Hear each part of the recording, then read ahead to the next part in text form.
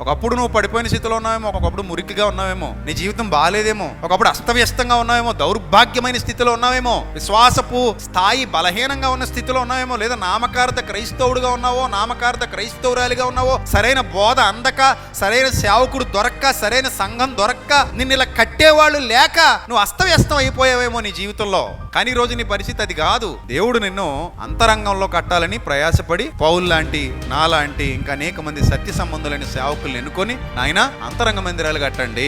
ఇప్పుడు మన పని ఏంటి? మందిరాలు కట్టాలి. అసలు ఈ మందిరం కట్టింది కూడా అంతరంగ మందిరాలు కట్టడానికే. స్కూల్ కడుతున్నామని అంటారు ఎవరొకళ్ళు. స్కూల్ కట్టేది ఎందుకు? పిల్లలు అక్కడికి వచ్చి కూర్చొని చదువుకోవడానికి. అర్థమైందా? అంటే స్కూల్ కోసం కాదు, స్కూల్ ఎవరి కోసం? పిల్లల కోసం. అలాగే ఇక్కడ కట్టబడినా లేదా రాజమండ్రిలో కట్టాలనుకుంటున్నా, మరో చోట కట్టాలనుకుంటున్న మందిరాలన్నీ కూడా ఎవరి కోసం? మన పిల్లలు అక్కడికి వచ్చి దైవ విద్య నేర్చుకుని అంతరంగ మందిరాలు కట్టుకోవడం కోసం. ఆ మందిరంలో దేవుడు ఉండాలి, అంతరంగ మందిరంలో దేవుడు ఉంటాడు. గుడి గోడలలో లేడు దేవుడు, మన హృదయంలో ఉంటాడు దేవుడు. సంఘము అంటేనే దేవుని ఇల్లు. ఈ ఇల్లు దేవుని సన్నిధికి వచ్చి కూర్చొని దేవుని సన్నిధిలో ప్రభువుని ఆరాధించి దేవునిలో ఎదగడానికి, వారిని బలపరచడానికి కట్టబడేటువంటి ఇల్లు.